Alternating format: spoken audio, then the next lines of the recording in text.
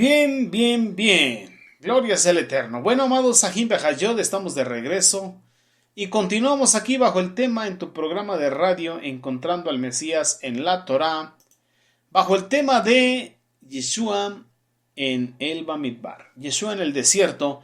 Pero nos quedamos aquí en esta parte que estamos estudiando, de por qué el Eterno dio su bendita Torá en el Bamidbar. ¿Cuál es ese propósito? ¿Por qué decidió hacerlo de esa manera? Vamos para allá, vamos a entenderlo un poquito a la bendita Torá. Entonces, ahí vamos a ver qué movió al Eterno o cuál fue el propósito del Eterno para escoger el Bamidbar para dar su bendita Torá ahí en el monte Sinai, y por qué también, por alguna razón, el Mashiach fue llevado al Bamidbar, al desierto, para darnos la Torah Hay, la Torah viviente, porque así se le conoce también a nuestro amado Mashiach Yehoshua. Bien, mis amados, perdón, vamos para allá con el favor del Eterno. Podemos ver que hay varias razones por las cuales el Eterno prefirió el Bamidbar, un desierto, a una tierra habitada, o darlo entre tierras habitadas o entre tierras fértiles. Mire, si la bendita Torah hubiera sido entregada en Eretz Israel, en tierra de Israel, sus habitantes alegarían, por un lado, tener una relación especial con el Eterno y con la bendita Torah. Bueno, así sucede, pero sucedería con mayor intensidad. El Eterno habló al pueblo de Israel en un lugar donde todos disfrutaban de libre acceso, a fin de ser instruidos y deberían de saber que no solamente el pueblo hebreo, porque no solamente había hebreos frente al Sinaí, sino que cualquiera que tuviera acceso al Bamidbar, al desierto, podría escuchar la bendita Torá y también tendría la obligación de vivirla, igual que cualquier hebreo. Porque ¿qué sucede cuando escuchas la Torá? ¿Qué sucede cuando escudriñas la Torá? ¿Qué sucede cuando escuchas, guardas y pones por obra la Torá? Viene la responsabilidad de ponerla por obra, para que no te vuelvas un transgresor de Torá. Porque no solamente se trata de oír, no solamente se trata de escudriñar, sino de guardar y vivir Torá. Por eso el Eterno dice, miren, este pueblo de labios me honra, porque habla Torá, pero con sus hechos me niega, porque no guarda Torá. Conoce santidad, Kedushá, habla santidad, anuncia, pero no vive esa Kedushá. Entonces se trata de vivirla, de ponerla por obra. Entonces el Eterno revela la Torá en el Bamidbar. El Eterno nos enseñó que a fin de volverse grande en el estudio de la bendita Torá, uno mismo debe hacerse como un desierto. Eso es, punto número 1, sin dueño. Porque por alguna razón el Bamidbar, el desierto, no tenía dueño, pero a la misma vez podían entrar cualquiera. Pero entonces así tenemos que hacernos, como sin dueño, sin señores. Porque dice el Sheleach Shaulo, mira, en el que practica el pecado, esclavo se hace del pecado. No reine pues el pecado en vuestros cuerpos mortales de modo que le obedezcáis. Para que no nos hagamos esclavos, tenemos que ser como un desierto, libres. Libres de esos pequeños señores que, valga la redundancia, se enseñorean de nuestros pensamientos, sentimientos, emociones y acciones. Así que al igual que un desierto es libre para todos, todos pueden pisar sobre él, así un hijo del Eterno debe ser humilde. Bueno, no que todo el mundo te pisotee, pero debe ser sin que nadie te reclame y sin que tú defiendas un ego, sin que tú defiendas una dignidad. No hay nada que defender. Humildad. Humildad es la conciencia de nuestro tamaño, de nuestra propia pequeñez, y aparte es una virtud necesaria para tener éxito en el estudio de la bendita Torá y para una vida plena, feliz en este olam. ¿Por qué se necesita esa virtud de la humildad? Porque si uno es arrogante, orgulloso, pues solamente escuchamos la Torá, pero no somos capaces de vivir Torá. ¿Por qué? Porque la Torá va en contra de todas las malas prácticas que se realizan en este olam. Se necesita humildad para reconocer que somos transgresores de Torá y para volvernos de todo mal camino en Teshuvah y entonces vivir conforme a los mandamientos del Eterno y alcanzar una vida feliz, plena en este mundo. Entonces el Eterno está complacido con una persona humilde. Se complace en los humildes, por eso los exalta. Porque una persona humilde constantemente revisa sus acciones, medita en su caminar para corregir sus errores. Podemos ver el testimonio de David Jamele cuando decía: oh Jehová Sebaot, escudriña pues mi corazón si he hallado gracia delante de tus ojos, y si encuentras una cosa inicua en mi leve, en mi corazón, en mi alma, házmelo saber para correr al arrepentimiento, porque yo quiero estar bien contigo. Se necesita humildad para hacer conciencia de nuestros propios errores, hacer teshuvah y hacer tikkun. Corregir esos malos caminos, corregir esos malos pensamientos, corregir esos malos sentimientos, corregir esas malas acciones. Por otro lado, una persona vanidosa no está abierta a la crítica, ni tampoco a la autocrítica de medir su caminar con la Torá. Usted y yo, como estudiosos de Torá, nos despertamos pensando en Torá, vivimos pensando en Torá, platicamos con el Eterno y bueno, al final del día vamos a nuestro lecho, damos toda rabá por el día al Eterno, nos ponemos en tefilá con Él, hacemos nuestra hipodedut, nuestra oración personal y escudriñamos nuestro día con respecto a la Torá. Si cumplimos mandamientos, si cumplimos mitzvot o transgredimos alguno. Si transgredimos alguno, hay que hacer teshuvah, pedir perdón, pero tenemos que autoanalizarnos, en otra palabra, autocriticarnos. Y una persona vanidosa no tiene humildad, no es capaz de hacer eso, de autoanalizarse con respecto a la Torah y corregirse. Por lo consiguiente, este tipo de personas vanidosas están muy lejos, muy apartados de hacer verdaderamente teshuvah. Así que encontramos beneficios, grandes beneficios, cuando se logra la humildad en el corazón. Una persona humilde disfruta de la vida sin importar sus circunstancias físico-materiales. Una persona vanidosa está insatisfecha todo el tiempo. No está conforme con el cuerpo que tiene, con la vida que tiene, con la economía que tiene, con el trabajo que tiene, con la familia que tiene. Bueno, no está ni contenta con el Elohim que tiene. Pero una persona humilde sí, porque sabe que no merece nada y que lo que viene a su vida es por gracia y favor del Eterno, porque sabe que está en la vida correcta, en el momento correcto y preciso, y que lo que le sucede en su vida es lo correcto y preciso para el Tikkun Nefesh. Por eso se necesita la humildad, así como el Bamidbar, humilde. Así pues, la persona vanidosa está convencida de que el Eterno y sus semejantes están en deuda con ella por sus talentos, por sus contribuciones y por sus méritos. En otras palabras, es una persona orgullosa que cree que es algo, pero en realidad no lo es. Si no está uno, uno vanidoso, pero hagamos de cuenta que usted y yo no lo somos.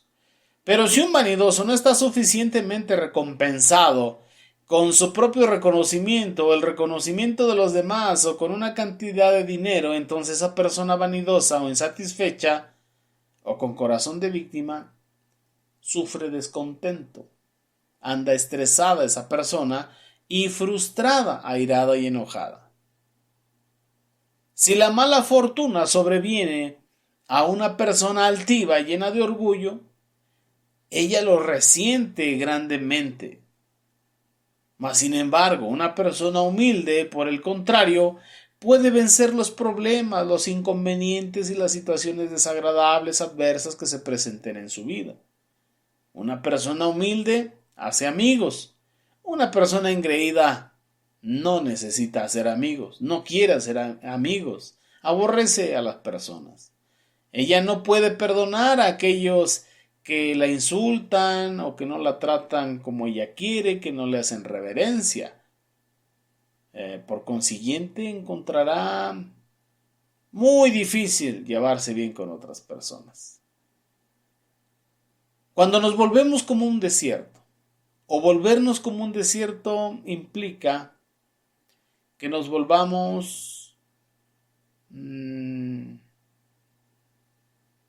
que salgamos de nuestro confort, o del confort que nos da el materialismo, los lujos y la buena vida. Un hijo del Eterno puede tener la esperanza de progreso en el estudio de la bendita Torá y el cumplimiento de los mitzvot, pero solamente si está preparado para hacer sacrificio en cuestiones mundanas.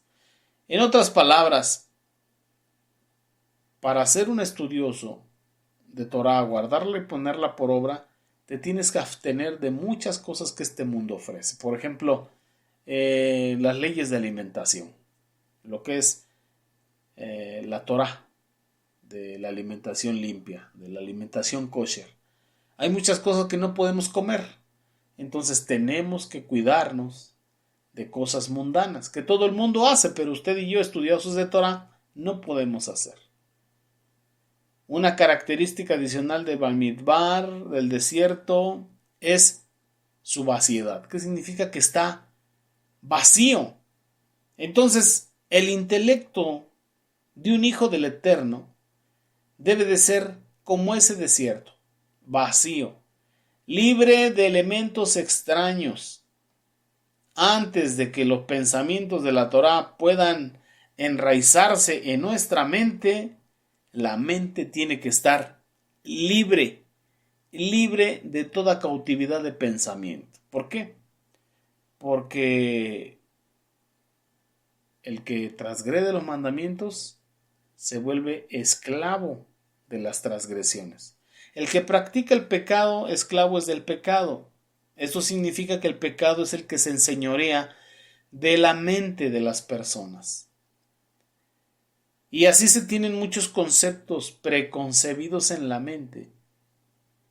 Debe uno quitarse, todo es desaprender para volver a aprender. Por eso debemos de ser como el Bamidbar, vacíos, o sea, limpios, para que Dios haga algo, para que el Eterno haga algo.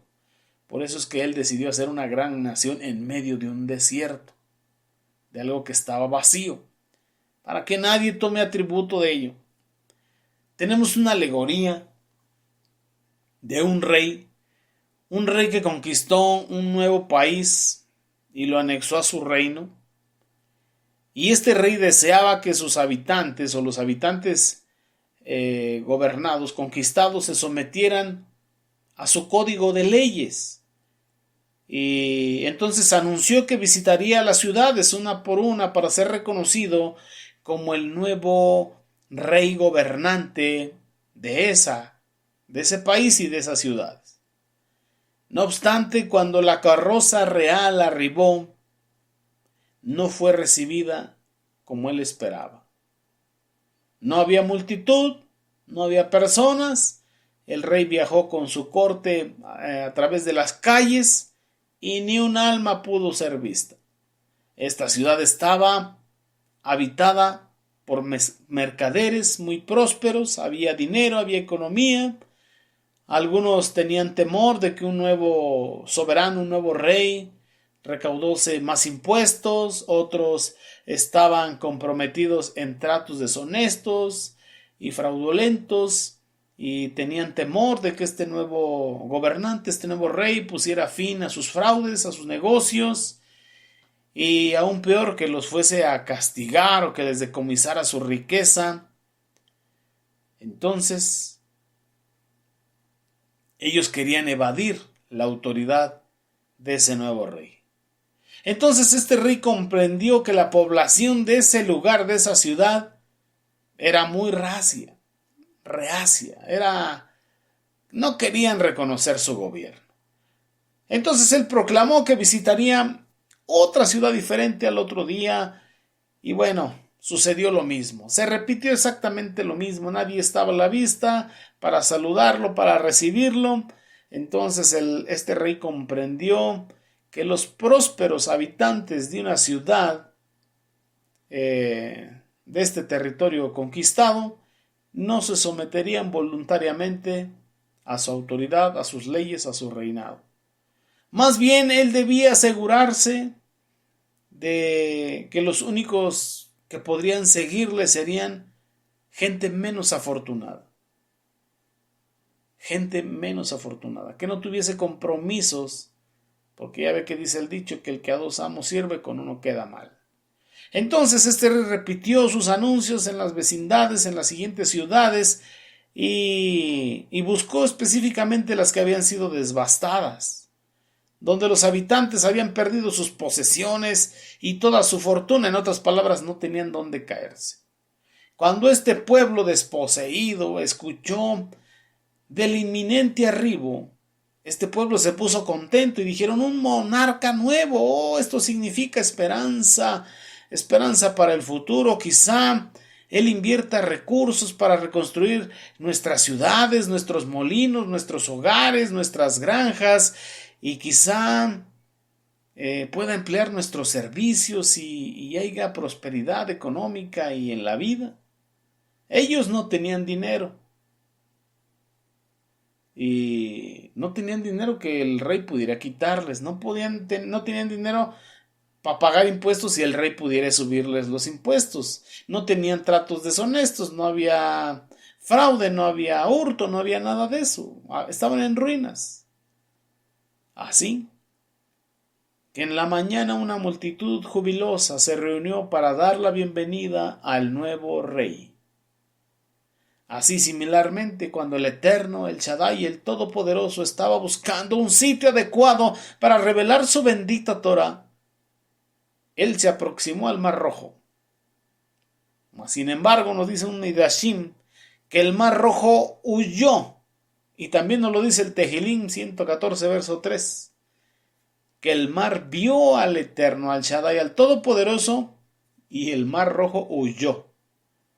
Entonces el mar estaba avergonzado, nos dice el Midrash, de enfrentar la Shekinah, la presencia divina de nuestro Abacados, porque a su orilla estaba el ídolo Baal Zephón, que los egipcios adoraban continuamente. Entonces el Eterno consideró las montañas con un potencial, un lugar bueno para dar la bendita Torah. Pero tremendo, las montañas saltaron como carneros. Escaparon, nos dice el Midrash. Ellas huyeron porque sabían que eran indignas de participar en la revelación de la bendita Torah. ¿Por qué? Porque sobre de ellas, en sus cimas, en sus cumbres, había estatuas de ídolos. Habían sido ubicadas ahí arriba sobre sus cumbres. Entonces, finalmente la Shekinah, la gloria del Eterno, se aproximó al Bamidbar. Y el Bamidbar, el desierto, no retrocedió. Podía recibir al Eterno sin temor alguno o sin vergüenza alguna, porque estaba totalmente desnudo, inmaculado de toda mancha y de toda adoración a los ídolos. Por tanto, el Eterno escogió el Bamidbar, el desierto, para entregar ahí su bendita Torah. Y entonces vemos en todo esto, en esta alegoría nos transmite el mensaje de que un hijo del Eterno puede adquirir sabiduría de la bendita Torah solo preparando primero su intelecto para recibirla. Por eso nuestro intelecto tiene que ser como el Bamidbar, limpio de idolatría, limpio de egolatría, limpio de hechicería, limpio de brujería y de todas esas detracciones. En otras palabras, el Hijo del Eterno, usted y yo, debemos eliminar todo pensamiento, todo ideal, todo deseo que tengan que ser contrarios a la bendita Torah. Debemos, en otras palabras, hacer de nuestra mente un desierto, un campamento limpio para que el Eterno deposite su bendita Torah, para que el Eterno deposite su bendita Torah. Por eso, Mateo, ahí en su Besora, en su Evangelio, nos dice que Yehoshua fue llevado por el Ruach HaKodesh al Bamidbar, al desierto, para ser tentado por el Hasatán, para pasar por Nisianot, tentación, por Hasatán, Nisianot, por tentación de parte del Hasatán. Y si nuestro amado Mashiach Yehoshua fue pasado por tentación, imagínese usted y yo. Nuestro amado Mashiach Yehoshua fue tentado en todo, probado en todo, mas vencido en nada. ¿Cómo estamos usted y yo, mi amado Aj, mi amada hermana? ¿Cómo estamos nosotros? Mateo por su lado nos dice que Yehoshua fue llevado por el Ruach HaKodesh al desierto para ser tentado por Hasatán. La bendita Torah nos dice que el pueblo de Israel fue sacado de Misraim y llevado al desierto para afligirlo, para pasarlo por hambre, por frío, por aflicción, para probar su corazón, si habían de ser fieles o no al Eterno y si habían de guardar o no sus mandamientos. Y nuestro amado Mashiach no fue la excepción, también fue probado, así que usted y yo tampoco seremos la excepción. Y también hemos hecho nuestra tevila, también hemos sido llenos del Ruach HaKodesh, nacidos de nuevo, pero también llevados al Bamidbar para ser probados. ¿Y cuántos de nosotros hemos recibido su bendita Torah en medio de ese Bamidbar? ¿Y cuántos de nosotros hemos permitido que nuestra mente sea limpia, sea libre de todo pensamiento, de todo preconcepto, de toda idea preconcebida, para recibir su bendita Torah Hay, su Torah viviente, la Torah de la libertad? ¿Cuántos de nosotros lo hemos practicado? Esa es una buena, muy buena pregunta. Así que nuestro amado Mashiach fue llevado para ser tentado por Hasatán, por el adversario. Esta palabra hebrea Nisianot se deriva de la raíz hebrea nasá, que significa olvidar o descuidar. Olvidar o descuidar. La palabra Nisianot se utiliza en el contexto de la bendita Torah para describir el olvido o la negligencia en relación con los mandamientos o las tradiciones de nuestros antepasados. En particular, esta palabra Nisianot se utiliza en el libro de Devarim, en Deuteronomio. Lo tenemos en el verso 9 del capítulo 4. Cuando Moshe le advierte al pueblo de Israel sobre la importancia de recordar y cumplir los mitzvot, mandamientos de Jehová Sebaot.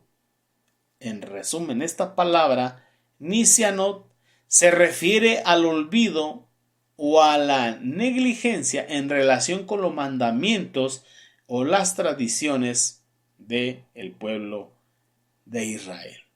Ser tentado. Ser tentado. De la palabra griega peirasein, significa simplemente probar o intentar. Y cuando se atribuye al Eterno en sus tratos con los hombres, significa, y no puede significarse otra cosa más que esto: probar o intentar. Probar o intentar. Podemos ver en Génesis capítulo 22, verso 1. Aconteció que el Eterno tentó a Abraham o sometió a prueba su fe, y era una prueba muy severa cuando le pidió lo que amaba, que lo ofreciera como ofrenda de aroma grato, como ofrenda quemada. Lo podemos ver también en Devarim capítulo 8 versículo 2, cuando dice: ustedes recordarán todo el camino por el cual Jehová vuestro Elohim los llevó por estos 40 años en el Bamidbar, en el desierto, humillándolos y probándolos, para saber lo que había en su corazón, si iban a obedecer o no sus mandamientos. Bendito sea nuestro abacados. Entonces tiene un significado un poquito diferente a como luego nosotros entendemos, y lo vamos a ir desarrollando. Pero esa es la palabra en el Ibrim. Nisianot. Significa olvidar o descuidar. Entonces, ¿qué es lo que es probado en el Bamidbar? ¿Qué es lo que es probado? Olvidar o descuidar. ¿Olvidar o descuidar qué? La bendita Torah, los mandamientos, las instrucciones, lo que el Eterno ha depositado en tu corazón para obedecerle. Tu emuná. En este tiempo podemos ver mucha apostasía. Mucha gente que creyó dejó de creer como creía. Dejó de obedecer como obedecía. Su emuná dejó de estar viva, ya no tiene obras de emuná. Olvidar o descuidar.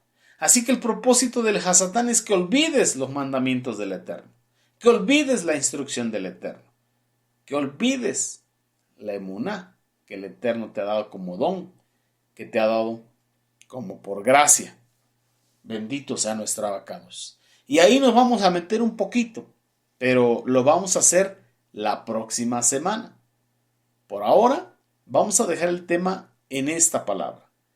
En esta palabra que significa olvidar o descuidar. Nisianot. Tentar o probar, que su significado es olvidar o descuidar. Amén.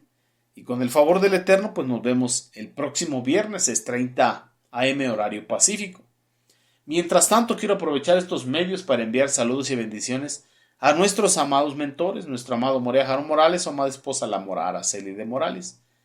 Ellos son los presidentes de Asambleas Alfa y Omega Incorporado en el sur de Los Ángeles, California, que nos da cobertura a Congregación El Yo Soy, a la Keilah de Yehoshua, a Radio Shalom, al Instituto de Raíces Hebreas y a diferentes ministerios en este Olam, en este planeta, en diferente país.